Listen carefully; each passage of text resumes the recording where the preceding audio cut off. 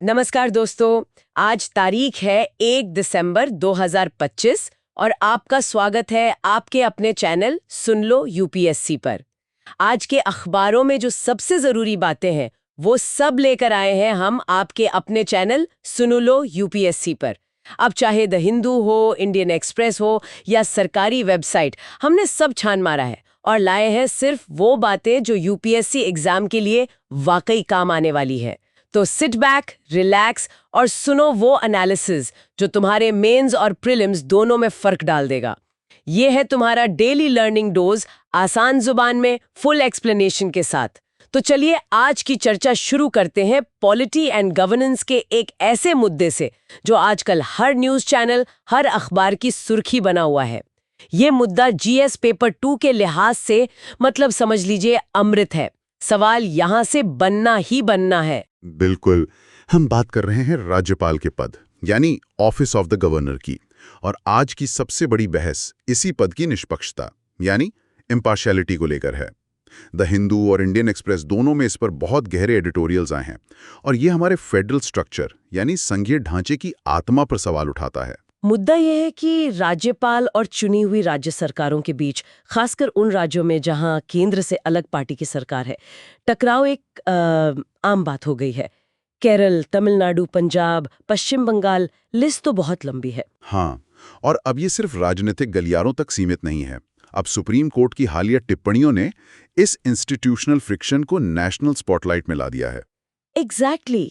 Supreme court ने 16th presidential reference और हाल ही में पंजाब सरकार के केस में जो कहा है, उससे राज्यपाल की विवेकाधीन शक्तियां, जिन्हें हम इंग्लिश में डिस्क्रेशनरी पावर्स कहते हैं, वो अब न्यायिक जांच यानी जुडिशियल स्क्रूटिनी के दायरे में आ गई हैं। ये एक बहुत बड़ा डेवलपमेंट है। आज हम इसी को परत दर परत समझेंगे कि संविधान बनाने वालों की मूल मंशा क्या थी और आज की राजनीतिक हकीकत क्या बन गई है। तो सबसे पहले एकदम बेसिक से शुरू करते हैं। यूपीएससी एस्पिरेंट्स के लिए जानना बहुत जरूरी है कि ये टॉपिक एग्जाम के सिलेबस में कहाँ फिट होता है। देखिए, ये जीएस पेपर 2 का कोर सिलेबस है। इसमें constitutional posts, federal structure, separation of powers और सेंटर स्टेट रिलेशंस जैसे टॉपिक्स सीधे सीधे कवर होते हैं। और मेंस में सवाल कैसे बन सकते हैं? मेंस में आर्टिकल 163, 163 और आर्टिकल 200, 200 पर डायरेक्ट सवाल आ सकता है। इंटरव्यू में तो कॉन्स्टिट्यूशनल मोरालिटी, फेडरल बैलेंस और एक गवर्नर के रोल पर आपकी समझ को जरूर परखा जाएगा। ओके, तो इसकी संवैधानिक पृष्ठभूमि यानी कॉन्स्टिट्यूशनल बैकग्राउंड पर आते हैं। ये राज्यपाल का पद हमारे संविधान में आया कहाँ से? इसका ब्लूप्रिंट हमें गवर्नमेंट ऑफ इंडिया एक्ट 1935 से मिलता है। हमारे संविधान निर्माताओं ने इसी मॉडल को अपनाया, लेकिन कुछ जरूरी बदलावों के साथ। वो क्या बदलाव थे? सबसे बड़ा बदलाव था अकाउंटेबिलिटी का। 1935 के एक्ट में गवर्नर जनरल और गवर्नर ब्रिटिश क्राउन के प्रति जवाबदेह थे। हमारे संविधान में उन्हें एक संवैधानिक प्रमुख बनाया गया जो चुनी हुई सरकार की सलाह पर काम करता है। संविधान के वो कौन से की आर्टिकल्स हैं जो हर एस्पिरेंट को पता होने चाहिए? पहला article 153, it is says that there shall be a governor for each state. बिल्कुल। हर राज्य के लिए एक राज्यपाल होगा। और इनकी नियुक्ति यानी अपॉइंटमेंट कैसे होती है? वो बताता है आर्टिकल 155। 155। इसके तहत राज्यपाल की नियुक्ति सीधे राष्ट्रपति द्वारा की जाती है, by warrant under his hand and seal. जिसका प्रैक्टिकल मतलब ये है कि नियुक्ति केंद्र सरकार की सलाह पर होती है, यानी council of ministers headed by the prime minister. बिल्कुल, और यहीं से सारी बहस की जड़ शुरू होती है कि क्या राज्यपाल केंद्र का एजेंट है या एक स्वतंत्र संवैधानिक पद है। और वो कौन से आर्टिकल्स हैं जो सबसे ज्यादा विवादों में रहते हैं? वो हैं आर्टिकल 163, 163 और आर्टिकल 200, 200। आर्टिकल 163 कहता है कि राज्यपाल को सलाह देने के लिए एक मंत्री परिषद यानी काउंसिल ऑफ मिनिस्टर्स होगी, जिसका मुखिया मुख्यमंत्री होगा, और ये सलाह राज्यपाल पर बाध्यकारी है, मतलब बाइंडिंग है। लेकिन यहीं पर एक ट्विस्ट है। इसमें एक फ्रेज है, except insofar as he is by or under this constitution required to exercise his functions or any of them in his discretion। हाँ, यही वो डिस्क्रेशन वाला क्लॉज है, मतलब सिवाय उन मामलों के जहां संविधान उन्हें अपने विवेक का उपयोग करने की अनुमति देता है। इसी डिस्क्रेशन शब्द ने तो सारा खेल बिगाड़ रखा है। इसकी व्याख्या को लेकर ही सारा टकराव है। बिल्कुल। और दूसरा आर्टिकल 200, 200, ये राज्य विधानमंडल यानी स्टेट लेजिस्लेचर द्वारा पारित बिल्स पर राज्यपाल को मिले विकल्पों के बारे में। क्या विकल्प है राज्यपाल के पास, जरा विस्तार से बताइए। देखिए, 4 विकल्प हैं। पहला, वो बिल को सहमति दे दें, गिव असेंट। दूसरा, वो सहमति रोक लें, विद होल्ड असेंट। अच्छा, रोकने का मतलब क्या है? क्या वो बिल खत्म हो जाता है? नहीं, बिल खत्म नहीं होता। अगर वो सहमति रोकते हैं तो उन्हें बिल को विधायिका को लौटाना होता है। ये तीसरा विकल्प है। अगर वो मनी बिल नहीं है तो उसे पुनर्विचार के लिए विधायिका को लौटा दें। Return the bill for reconsideration. और अगर विधायिका उसे फिर से पास कर दे, तब राज्यपाल पर उसे सहमति देना बाध्यकारी हो जाता है, वो उसे दोबारा नहीं रोक सकते। और चौथा विकल्प, जो सबसे ज्यादा विवादास्पद है, चौथा विकल्प है कि वो बिल को राष्ट्रपति के विचार के लिए आरक्षित कर लें, reserve for the consideration of the president. ये तब किया जाता है जब बिल राज्य के हाई कोर्ट की शक्तियों को कम करता हो या संविधान के प्रावधानों के विरुद्ध हो। लेकिन आजकल इसका इस्तेमाल भी राजनीतिक कारणों से होने लगा है। ये तो हुई मौजूदा व्यवस्था, लेकिन जब संविधान बन रहा था तब इस पर क्या सोचा गया था? कॉन्स्टिट्यूएंट असेंबली की डिबेट्स इस बारे में क्या कहती हैं? ये जानना सबसे जरूरी है क्योंकि यहीं से हमें ओरिजिनल इंटेंट का पता चलता है। संविधान सभा में इस पर बहुत बहस हुई थी। एक प्रस्ताव था कि राज्यपाल को भी सीधे जनता द्वारा चुना जाए, यानी एन इलेक्टेड गवर्नर। शिब्बन लाल सक्सेना जैसे सदस्यों ने इसका पुरजोर समर्थन किया था। उनका तर्क क्या था? उनका तर्क था कि एक मनोनीत यानी नॉमिनेटेड गवर्नर केंद्र सरकार के इशारों पर काम करेगा और राज्य की स्वायत्तता के लिए खतरा होगा। एक चुना हुआ गवर्नर सीधे राज्य की जनता के प्रति जवाबदेह होगा। तो फिर ये प्रस्ताव खारिज क्यों किया गया? इसके पीछे डॉक्टर B.R. अम्बेडकर का बहुत पावरफुल तर्क था। उन्होंने कहा कि अगर मुख्यमंत्री और राज्यपाल दोनों ही जनता द्वारा चुने जाएंगे तो इससे राज्य में दो पैरेलल पावर सेंटर्स बन जाएंगे। दोनों कहेंगे कि उन्हें जनता का मैंडेट मिला है और इससे टकराव और अस्थिरता पैदा होगी। सही बात है। उन्होंने समझाया कि हमने संसदीय प्रणाली अपनाई है, प्रेसिडेंशियल सिस्टम नहीं है। संसदीय प्रणाली में असली एग्जीक्यूटिव पावर चुनी हुई सरकार यानी काउंसिल ऑफ मिनिस्टर्स के पास होनी चाहिए, न कि राज्यपाल के पास। तो फिर राज्यपाल की भूमिका क्या सोची गई थी, एक हेड ऑफ स्टेट के तौर पर? डॉक्टर अंबेडकर ने इसे बहुत साफ शब्दों में समझाया था। उन्होंने कहा था कि राज्यपाल के पास कोई कार्य नहीं है जो वो अपने विवेक से करे, सिवाय कुछ गिने चुने संवैधानिक संकटों के। उन्होंने इस पद को सामान्य समय में ऑर्नामेंटल यानी एक सजावटी प्रमुख बताया था, जिसका काम संविधान की गरिमा को बनाए रखना है। और उन्होंने ये भी आश्वासन दिया था कि राज्यपाल केंद्र का एजेंट नहीं होगा। बिल्कुल, उन्होंने कहा था कि वो राज्य और केंद्र के बीच एक वाइटल लिंक, एक सूत्रधार होगा, एक ऑर्नामेंटल हेड और एक वाइटल लिंक, जो आज टकराव का सबसे बड़ा केंद्र बन गया है। तो ये संवैधानिक नैतिकता और राजनीतिक वास्तविकता के बीच का अंतर साफ दिखता है। बिल्कुल, टकराव का मूल वही डिस्क्रेशन शब्द की व्याख्या में है। संविधान सीमित विवेक की बात करता है, लेकिन राजनीतिक व्यवहार में राज्यपालों ने इसका दायरा बहुत बढ़ा दिया है। इसका सबसे बड़ा उदाहरण है विधेयकों पर पॉकेट वीटो का इस्तेमाल। मतलब बिल को न तो सहमति देना, न लौटाना और न ही राष्ट्रपति के लिए आरक्षित करना, बस अनिश्चित काल तक उसे अपनी टेबल पर पड़ा रहने देना। अगर हम संविधान सभा की मंशा और आज की हकीकत की एक एक करके तुलना करें तो फर्क कहाँ दिखता है? 4 मुख्य बिंदुओं पर यह फर्क बहुत स्पष्ट है। पहला है भूमिका, रोल। मंशा थी एक संवैधानिक प्रमुख और मंत्रालय के लिए फ्रेंड, फिलोसोफर एंड गाइड की। हकीकत यह है कि उन्हें अक्सर केंद्र के एजेंट के रूप में देखा जाता है, जो विपक्षी दलों की राज्य सरकारों को अस्थिर करने का काम करते हैं। दूसरा बिंदु? दूसरा है विवेक, डिस्क्रिशन। मंशा थी कि ये सिर्फ विशेष संकटों तक सीमित रहे, जैसे आर्टिकल 356 की रिपोर्ट भेजना या हंग असेंबली में मुख्यमंत्री चुनना।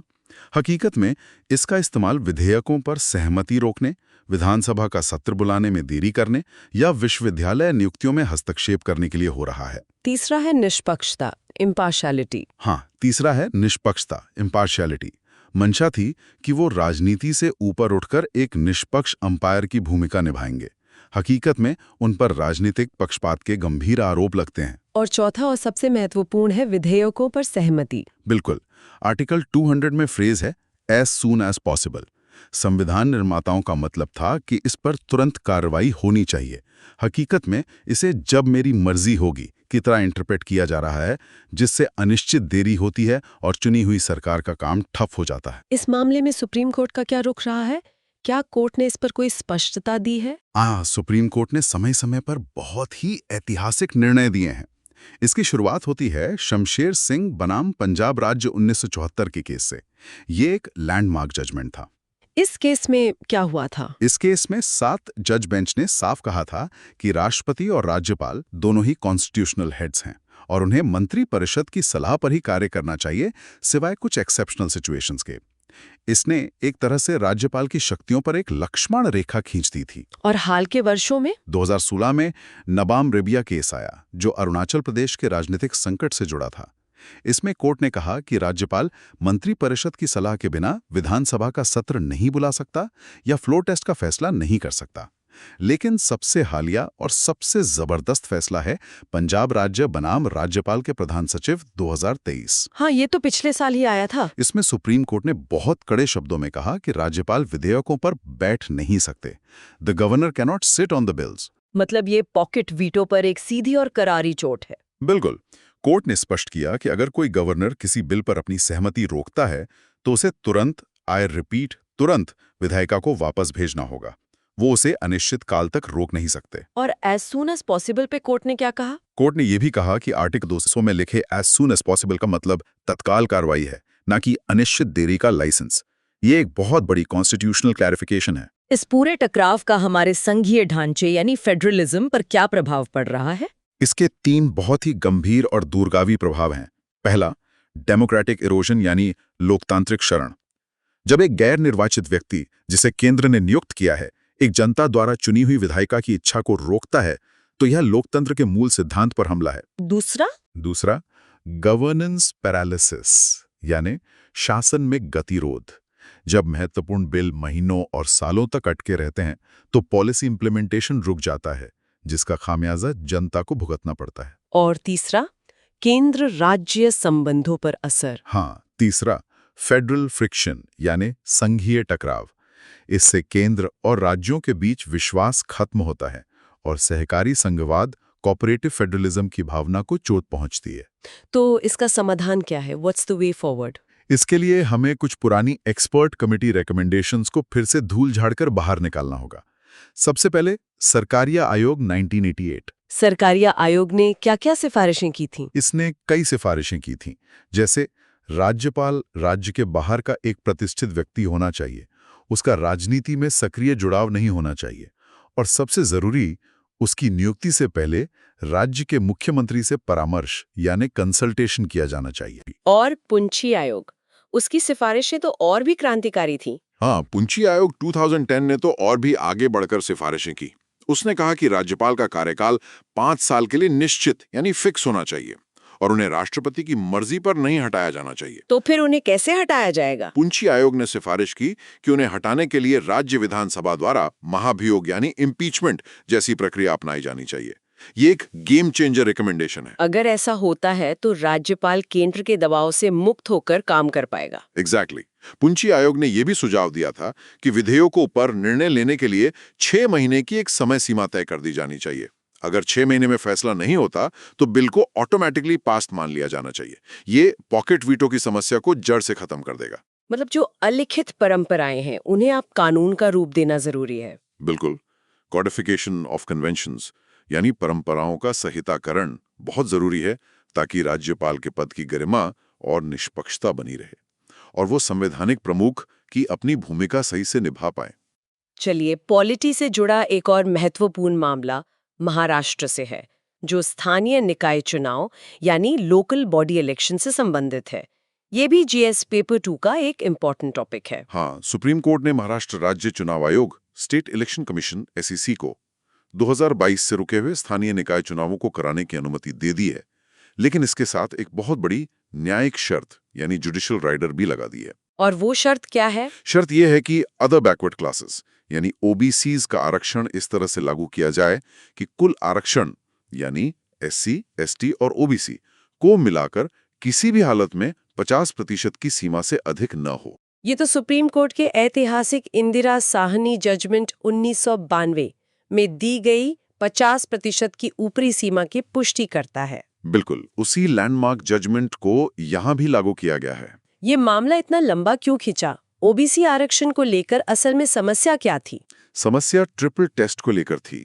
सुप्रीम कोर्ट ने विकास किशन राव गवली केस 2021 में यह अनिवार्य कर दिया था कि किसी भी राज्य को स्थानीय निकायों में ओबीसी आरक्षण देने से पहले एक ट्रिपल टेस्ट की शर्तों को पूरा करना होगा। ये ट्रिपल टेस्ट क्या है? इसे थोड़ा आसान भाषा में समझाएं। जरूर, ये बहुत महत्वपूर्ण है, प्रीलिम्स और मेंस दोनों के लिए। ट्रिपल टेस्ट में 3 शर्तें हैं, 3 कंडीशंस।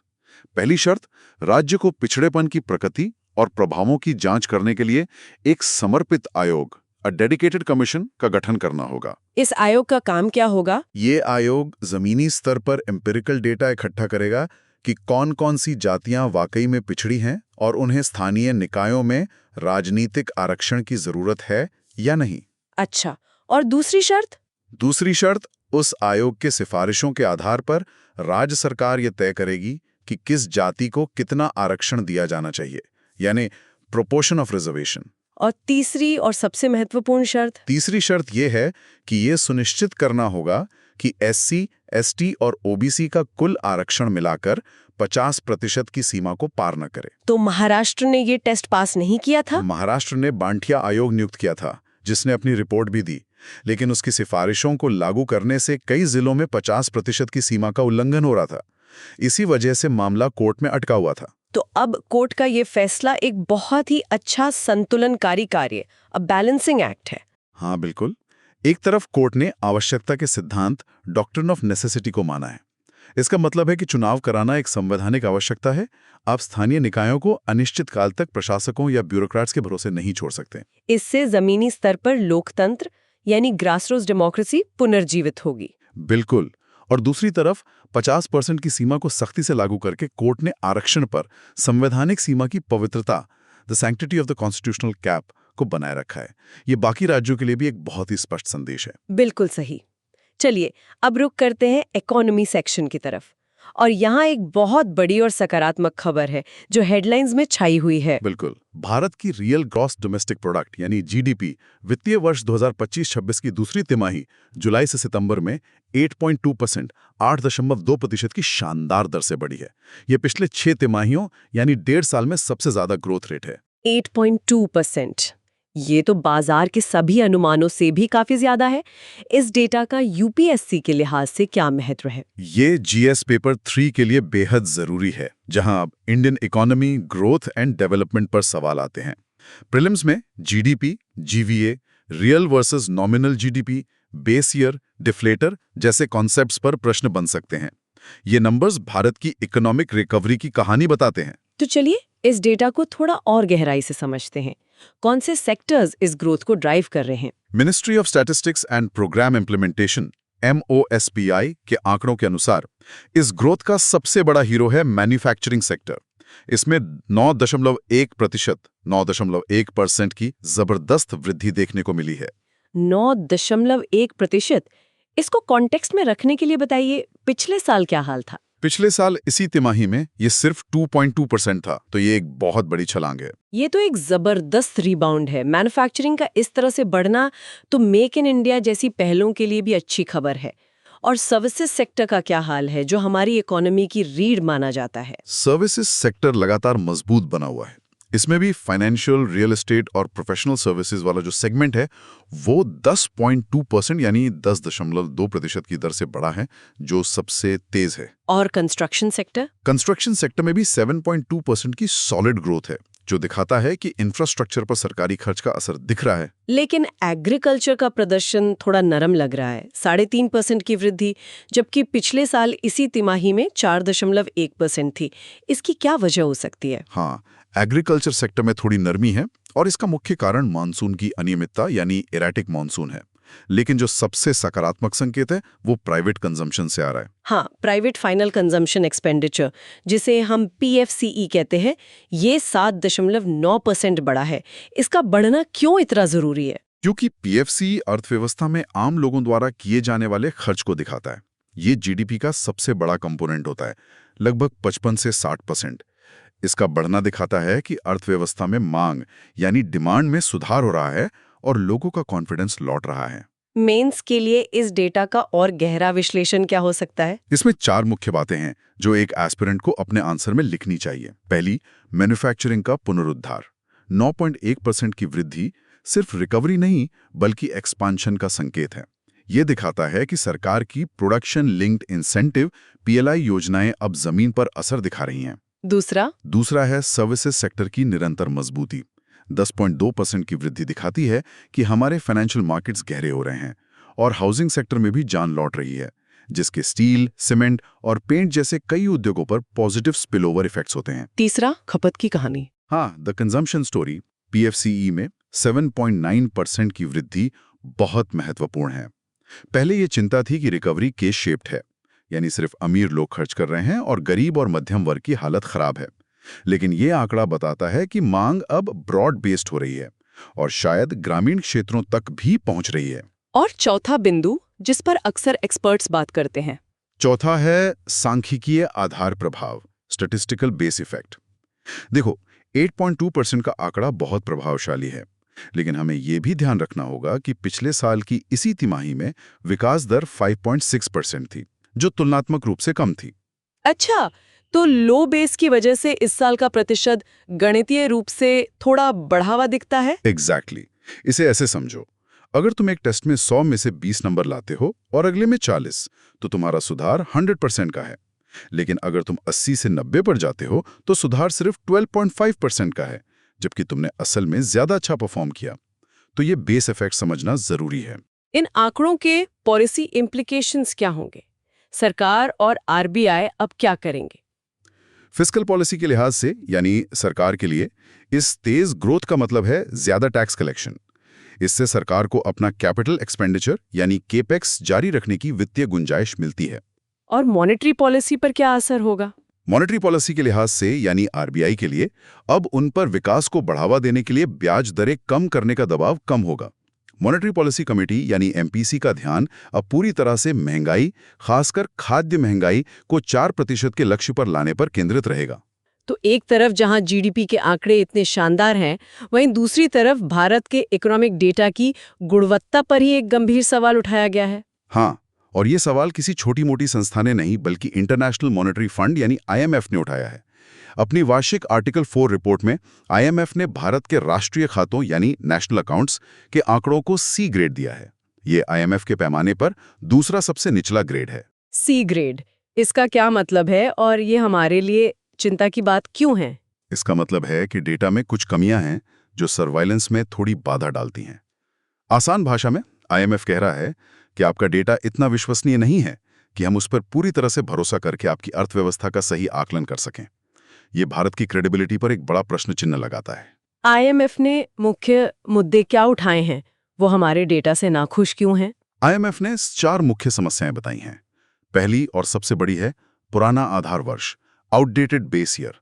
हमारी राष्ट्रीय खाता श्रृंखला अभी भी 2011-12 के बेस ईयर पर आधारित है। पिछले 12-13 सालों में भारतीय अर्थव्यवस्था पूरी तरह बदल चुकी है। जैसे कि GST आया, डिजिटाइजेशन हुआ, UPI रेवोल्यूशन हुआ, गिग इकोनॉमी आई। ये सब बदलाव पुराने बेस ईयर में सही से कैप्चर नहीं होते। दूसरा मुद्दा अनौपचारिक क्षेत्र से जुड़ा है ना? बिल्कुल। दूसरा मुद्दा है अनौपचारिक क्षेत्र का कवरेज, इनफॉर्मल सेक्टर कवरेज। हमारी वर्तमान पद्धति इनफॉर्मल सेक्टर को सही ढंग से मापने में विफल है, जहां भारत के लगभग 90% कर्मचारी काम करते हैं। हम अक्सर संगठित क्षेत्र के प्रॉक्सी डेटा का उपयोग करते हैं, जैसे MCA 21 का कॉर्पोरेट डेटा, और मान लेते हैं कि इनफॉर्मल सेक्टर भी उसी गति से बढ़ रहा होगा, जो कि हमेशा सही नहीं होता। बिल्कुल नहीं। खासकर कोविड-19 या डिमोनेटाइजेशन जैसे झटकों के दौरान, जब इनफॉर्मल सेक्टर पर सबसे ज्यादा मार पड़ी थी। और तीसरा मुद्दा डिफ्लेटर से संबंधित है। ये डिफ्लेटर क्या होता है? देखो, नॉमिनल GDP को रियल GDP में बदलने के लिए हमें महंगाई को एडजस्ट करना पड़ता है। जिस इंडेक्स से ये एडजस्टमेंट होता है उसे डिफ्लेटर कहते हैं। IMF की तीसरी आलोचना यही है, डिफ्लेटर में विकृति, डिफ्लेटेड डिस्टोर्शन। भारत कौन सा इंडेक्स इस्तेमाल करता है? भारत रियल GDP निकालने के लिए होलसेल प्राइस इंडेक्स WPI का इस्तेमाल करता है। WPI में रॉ मटेरियल्स और मैन्युफैक्चर्ड गुड्स का भार ज्यादा होता है, जबकि हमारी अर्थव्यवस्था अब सर्विसेज ड्रिवन है। आदर्श रूप से प्रोड्यूसर प्राइस इंडेक्स PPI का उपयोग किया जाना चाहिए, जो भारत में अभी तक पूरी तरह से लागू नहीं हुआ है। और चौथा मुद्दा है CPI का भार। CPI, जिससे खुदरा महंगाई मापी जाती है, उसे भी B ग्रेड मिला, क्योंकि उसका आधार वर्ष और भार भी पुराना है। उसमें भोजन को दिया गया अधिक भार आज के खपत पैटर्न को नहीं दर्शाता, जहां लोग स्वास्थ्य, शिक्षा और कम्युनिकेशन जैसी सेवाओं पर अधिक खर्च कर रहे हैं। तो सरकार इस पर क्या कर रही है? क्या इन कमियों को दूर करने के लिए कोई कदम उठाए जा रहे हैं? हाँ, Ministry of Statistics and Programme Implementation MoSPI इन मुद्दों से अवगत है। सरकार जीडीपी, सीपीआई और आईआईपी के लिए आधार वर्ष को 2020-21 या 2022-23 में अपडेट करने पर काम कर रही है, जिसे न्यू सीरीज 2026 कहा जा रहा है। और जीएसटी डेटा का इस्तेमाल? हाँ, जीएसटी डेटा को सीधे जीडीपी अनुमान में शामिल करने की योजना है, जिससे फॉर्मल इकोनॉमी की ज्यादा सटीक तस्वीर मिलेगी। इस सी ग्रेड का रणनीतिक महत्व क्या है? देखो, विश्वसनीय डेटा एक पब्लिक गुड है, एक सार्वजनिक संपत्ति है। आईएमएफ जैसे निकाय से सी ग्रेड मिलना वैश्विक निवेशकों के विश्वास को प्रभावित करता है। अगर आपका जीपीएस ही गलत है, तो आप सही रास्ते पर कैसे चलेंगे? विश्वसनीय डेटा सही नीतिगत निर्णयों की नींव होता है। चलिए अब इंटरनेशनल रिलेशंस की दुनिया में चलते हैं। भारत की नेबरहुड फर्स्ट पॉलिसी का एक बेहतरीन और दिल जीतने वाला उदाहरण देखने को मिला है। बिल्कुल, श्रीलंका में चक्रवात दित्वा से भारी तबाही हुई है और इसके जवाब में भारत ने तुरंत ऑपरेशन सागर बंधु लॉन्च किया है। इसका मतलब है फ्रेंड ऑफ द सी। यह दिखाता है कि भारत अपने पड़ोसियों के संकट में उनके साथ खड़ा है। इस ऑपरेशन में क्या-क्या किया गया है? इंडियन एयरफोर्स IAF ने अपने C-300J सुपर हर्क्यूलीज और IL-76 विमानों से 21 टन से ज्यादा राहत सामग्री, जिसमें दवाएं, टेंट और खाने पीने का सामान शामिल है, और 80 से अधिक NDRF कर्मियों की एक टीम को कोलंबो भेजा है। और नेवी में भी मदद भेजी है। हाँ, Indian naval ships INS Vikrant और INS उदयगिरी को भी तत्काल सहायता के लिए श्रीलंका के तट पर भेजा गया है। ये भारत की रैपिड रिस्पॉन्स कैपेबिलिटी का एक शानदार प्रदर्शन है। इस ऑपरेशन का रणनीतिक विश्लेषण क्या है? ये सिर्फ मानवीय मदद है या इसके गहरे भू राजनीतिक मायने भी हैं? इसके बहुत गहरे मायने हैं। ये भारत की नेबरहुड फर्स्ट नीति का एक टेक्स्ट बुक एग्जाम्पल है।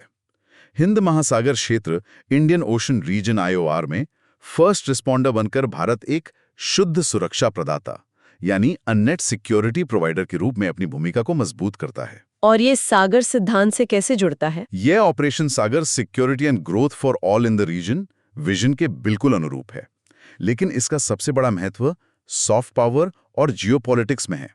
Humanitarian assistance and disaster relief HADR missions soft power का एक बहुत शक्तिशाली उपकरण है। उस क्षेत्र में जहां चीन का प्रभाव लगातार बढ़ रहा है, ये कैसे काम करता है? ये एक बहुत अच्छा सवाल है।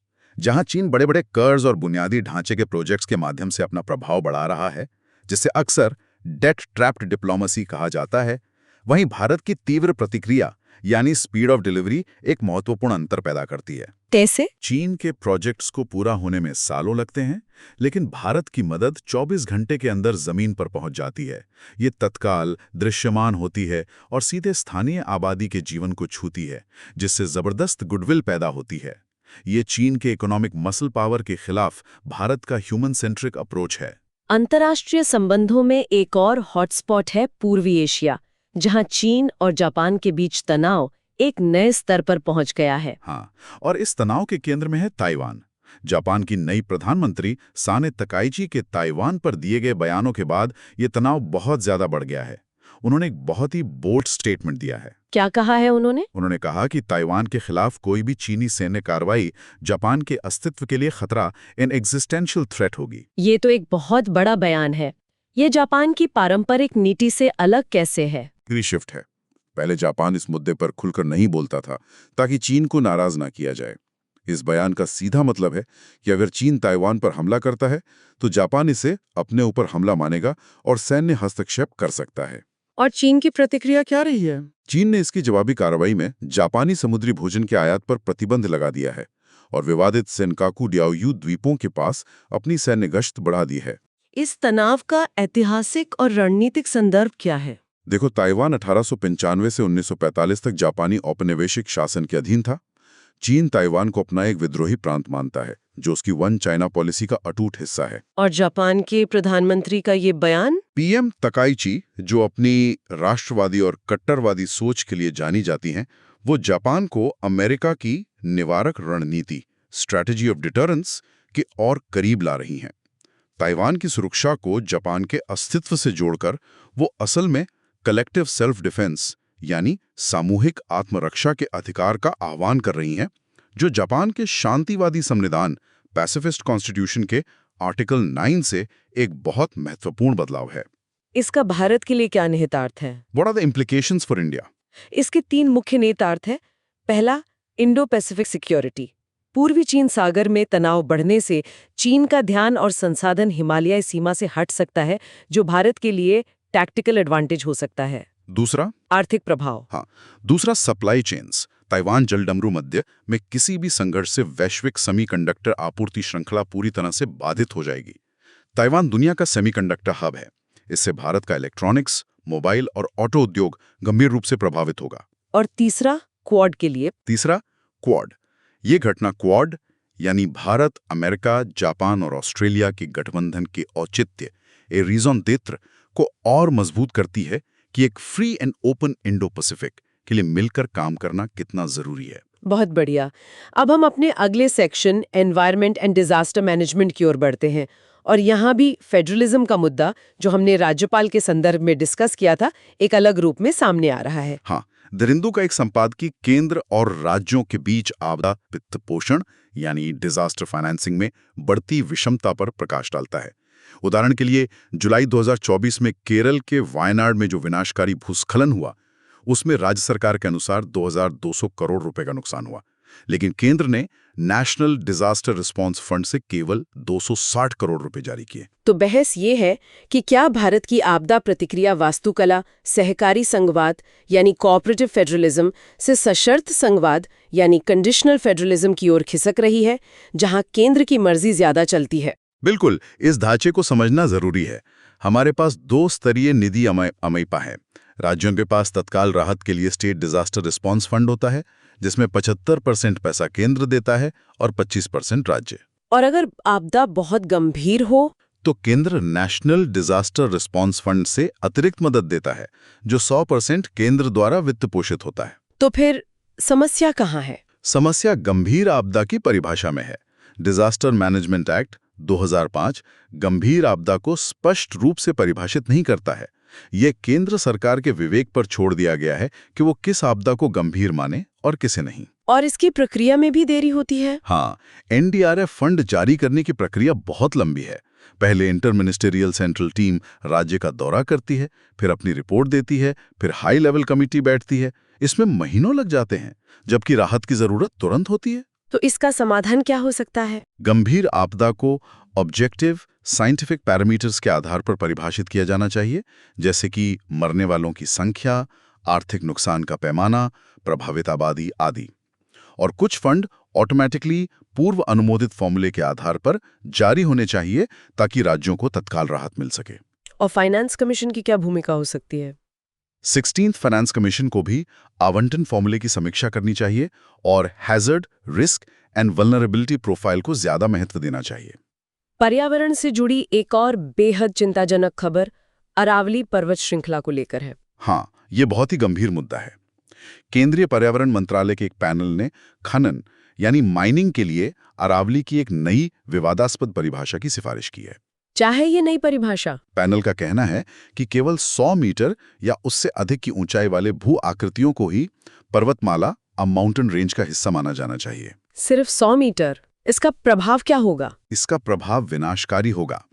ये परिभाषा राजस्थान और हरियाणा में लगभग 90% अरावली पहाड़ियों को कानूनी सुरक्षा के दायरे से बाहर कर देगी, क्योंकि ज्यादातर पहाड़ियां 100 मीटर से कम ऊंची हैं। ये उन्हें खनन और रियल एस्टेट के लिए खोल देगा। और इसका पारिस्थितिक खतरा क्या है? Ecological threat. Aravalli National Capital Region NCR के लिए ग्रीन लंग की तरह काम करती है।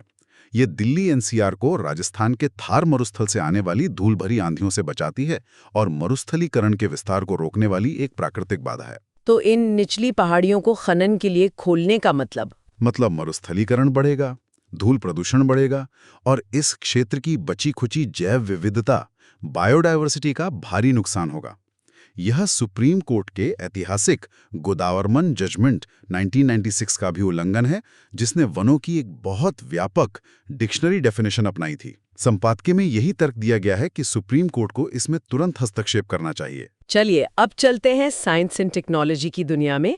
निसार मिशन से एक बड़ी और अच्छी खबर है। जी, NASA ISRO synthetic aperture radar यानी निसार उपग्रह ने अपना कमीशनिंग फेज पूरा कर लिया है और अब साइंस ऑपरेशंस फेज में प्रवेश कर गया है।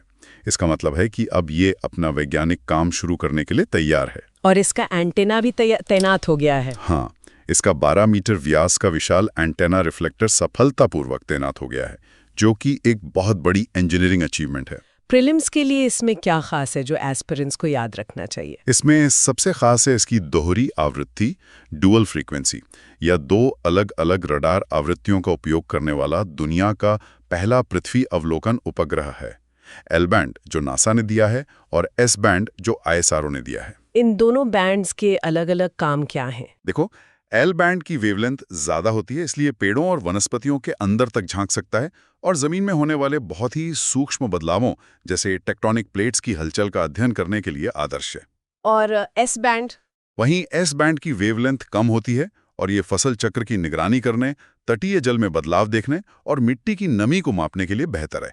इन दोनों का एक साथ होना निसार को एक स्विस आर्मी नाइफ की तरह अद्वितीय बनाता है। और इसके एप्लीकेशंस क्या होंगे? ये हमारी कैसे मदद करेगा? निसार हर 12 दिनों में पूरे विश्व का एक डिटेल्ड 3D मैप तैयार करेगा। ये 1 सेंटीमीटर जितने छोटे सतह के संचलन का भी पता लगा सकता है। इससे हमें भूकंप, भूस्खलन और ज्वालामुखी विस्फोट की ज्यादा सटीक पूर्व चेतावनी मिल सकती है। ये तो डिजास्टर मैनेजमेंट में एक गेम चेंजर साबित होगा। बिल्कुल, यह सन सिंक्रोनस ऑर्बिट में काम करता है, जिसका मतलब है कि यह हर बार एक ही स्थानीय समय पर पृथ्वी के किसी भी हिस्से के ऊपर से गुजरेगा, जिससे डेटा की तुलना करना आसान होगा। अब आते हैं सोशल इश्यूज एंड एथिक्स पर। एक बहुत ही संवेदनशील और दार्शनिक विषय पर प्रताप भानु मेहता का एक लेख आया है जो द इंडियन एक्सप्रेस में प्रकाशित हुआ है। जी, ये लेख सम्मान के साथ मरने का अधिकार, the right to die with dignity, और medical assistance in dying MAD की अवधारणा पर है, जो कनाडा जैसे देशों में कानूनी है। ये GS पेपर 4 एथिक्स और GS पेपर 2 सोशल जस्टिस के लिए बहुत महत्वपूर्ण है। इसमें मुख्य नैतिक दुविधा और एथिकल डिलेमा क्या है? नैतिक दुविधा 2 फंडामेंटल वैल्यूज के बीच है। एक तरफ है व्यक्ति की स्वायत्ता, यानी एक व्यक्ति का अपनी पीड़ा समाप्त करने का अधिकार, और दूसरी तरफ है जीवन की पवित्रता, यानी राज्य का जीवन की रक्षा करने का कर्तव्य। लेखक ने भारतीय संदर्भ में एक गहरी चिंता व्यक्त की है। वो क्या है? उनकी चिंता यह है कि भारत जैसे एक गहरे असमानता वाले समाज में, जहां करोड़ों लोगों के पास अच्छी स्वास्थ्य सेवा और उपशामक केयर यानी पैलेटिव केयर तक पहुंच नहीं है, वहां मरने का अधिकार, राइट टू डाई, अनजाने में उन बुजुर्गों, विकलांगों या गरीबों के लिए मरने का कर्तव्य बन सकता है, जो खुद को अपने परिवार पर एक बोझ महसूस करते हैं। ये एक बहुत ही गंभीर नैतिक सवाल है कि क्या हम बिना जीने का अधिकार सुनिश्चित किए मरने का अधिकार दे सकते हैं? बिल्कुल। इस पर भारत की कानूनी स्थिति क्या है? कॉमन कॉज बनाम भारत संघ 2018 केस में सुप्रीम कोर्ट ने गरिमा के साथ मरने के अधिकार को आर्टिकल 21 राइट टू लाइफ के तहत एक मौलिक अधिकार माना। कोर्ट ने पैसिव यूथनेशिया को वैध बनाया। पैसिव यूथनेशिया का मतलब है लाइफ सपोर्ट सिस्टम जैसे वेंटिलेटर को हटा देना। सही कहा। कोर्ट ने लिविंग विल्स को भी मान्यता दी, जिसमें एक व्यक्ति पहले से ही लिख सकता है कि अगर वो ऐसी स्थिति में पहुंच जाए जहां वो फैसला नहीं ले सकता, तो उसके साथ क्या किया जाए। और एक्टिव यूथनेशिया? एक्टिव यूथनेशिया यानी डॉक्टर द्वारा कोई घातक पदार्थ या इंजेक्शन देना, भारत में आज भी हत्या माना जाता है और अवैध है। चलिए अब आते हैं हमारे प्रीलिम्स फैक्ट सेक्शन पर। ये वो क्विक पॉइंट्स हैं जो परीक्षा में सीधे सीधे पूछे जा सकते हैं। बिल्कुल। पहला, साइक्लोन डिटवा, इसका नाम यमन ने दिया है। इसका मतलब सुकुट्रा द्वीप पर एक लगून होता है। लैंडफॉल तमिलनाडु पुडुचेरी तट पर हुआ। दूसरा NISR एंटेना 12 मीटर व्यास का रिफ्लेक्टर है, जो एल बैंड नासा और एस बैंड इसरो का उपयोग करता है। सन सिंक्रोनस ऑर्बिट में है। तीसरा, आर्टिकल 200। हाँ, यह राज्य विधेयकों पर राज्यपाल के 4 विकल्पों से संबंधित है: सहमति देना, रोकना, लौटाना या राष्ट्रपति के लिए आरक्षित करना। चौथा, आर्टिकल 142। यह पूर्ण न्याय करने की सुप्रीम कोर्ट की असाधारण शक्ति है। महाराष्ट्र स्थानीय निकाय चुनावों की अनुमति देने के लिए कोर्ट ने इसी शक्ति का इस्तेमाल किया। पांचवा, ट्रिपल टेस्ट, स्थानीय निकायों में ओबीसी आरक्षण के लिए सुप्रीम कोर्ट द्वारा अनिवार्य शर्त। इसमें 3 चीजें हैं: dedicated commission, proportion of reservation and 50% cap. छठा, ऑपरेशन सागर बंधु। चक्रवात दितवा के बाद श्रीलंका के लिए भारत का HADR यानी humanitarian assistance and disaster relief mission. और सातवां, बेस ईयर फॉर GDP वर्तमान आधार वर्ष 2011-12। 2011-12। शानदार। अब समय है मेंस प्रैक्टिस क्वेश्चंस का। आज का पहला सवाल GS पेपर 2 फेडरलिज्म से है। प्रश्न है, राज्यपाल के पद की परिकल्पना संघीय ढांचे की आधारशिला के रूप में की गई थी, फिर भी ये केंद्र राज्य संबंधों में तेजी से एक टकराव का बिंदु बन गया है। राज्यपाल की विवेकाधीन शक्तियों के संबंध में संवैधानिक मंशा पर चर्चा करें और विधेयकों पर समय पर सहमति के संबंध में हालिया सुप्रीम कोर्ट की टिप्पणियों का विश्लेषण करें।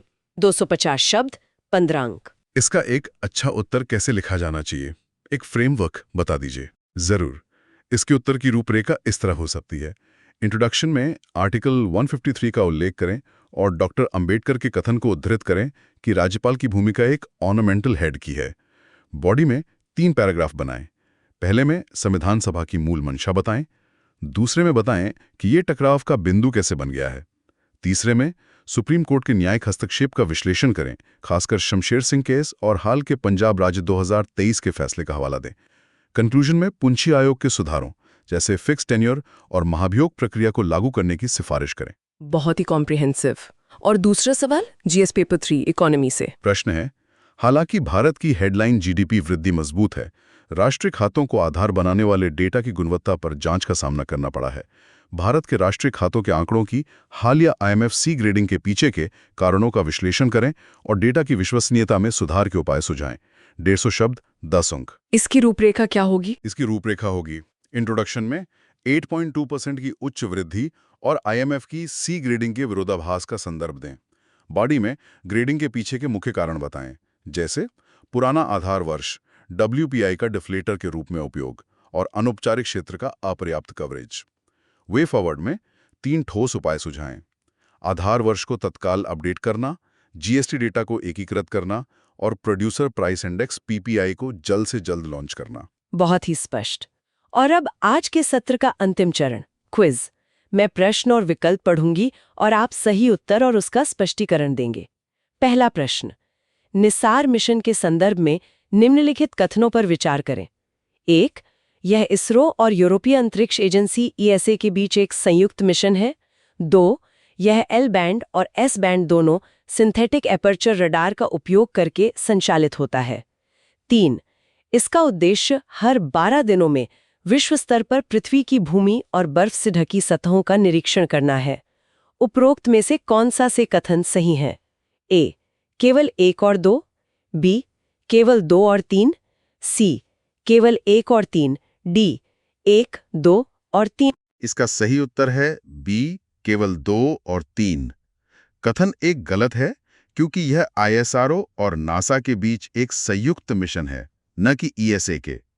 NISR में N नासा के लिए है और ISR ISRO synthetic aperture radar के लिए है।